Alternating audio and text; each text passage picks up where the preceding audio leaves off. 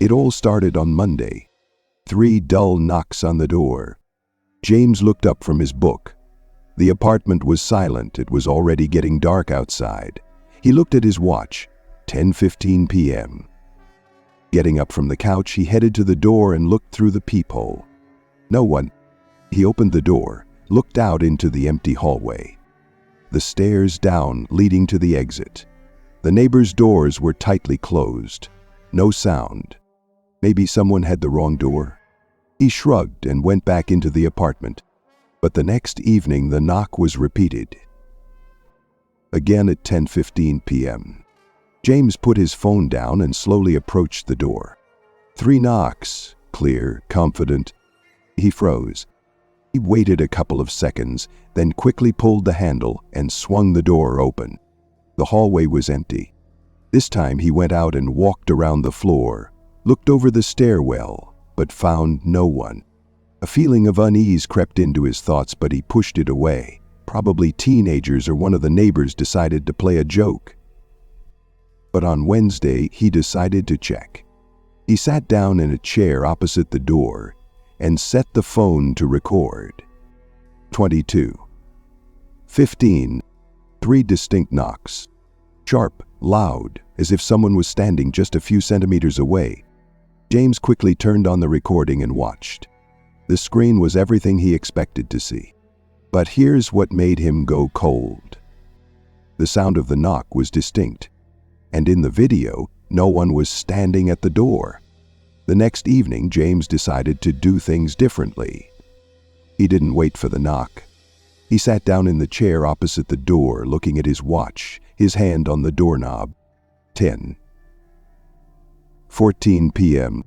He took a deep breath, his heart pounding in his chest. 10:15 p.m. At the moment when the knock was supposed to sound, he jerked the door open and saw a figure. It stood at the end of the dimly lit hallway, motionless, hunched over. A person? James wasn't sure. A shadow hid the face.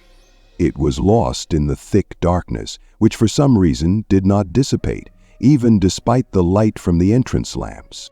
The figure did not move. James could not move. Silence. A second passed, 2, and then the figure stepped forward. The sound was wrong, too quiet, as if it wasn't touching the floor. James slammed the door, locked all the locks and stepped back, feeling an icy fear grip him. He pressed his back against the wall, holding his breath. There was silence outside. But a few seconds later, there was another 3 knocks on the door, this time from inside the apartment. James couldn't breathe. 3 knocks on the door, but not from the outside. From the inside.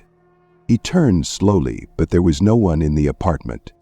The knock came again, closer now, louder, as if the walls themselves were responding to it.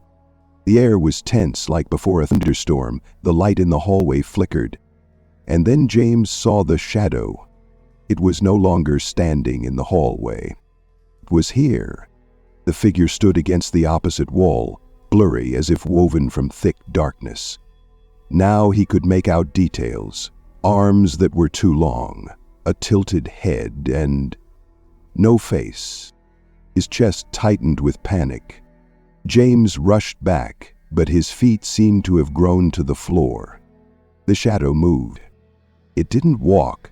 It seemed to glide, moving too smoothly, incorrectly. As she approached, the air became cold, dark, as if the whole room was sinking into darkness. He tried to scream, but no sound came out. Black, ethereal hands reached out to him. The world around him began to thicken, to shrink, and James realized that he was falling into emptiness. That night, the apartment became quiet. The neighbors did not hear screams. No one saw James leave the building. The apartment remained empty.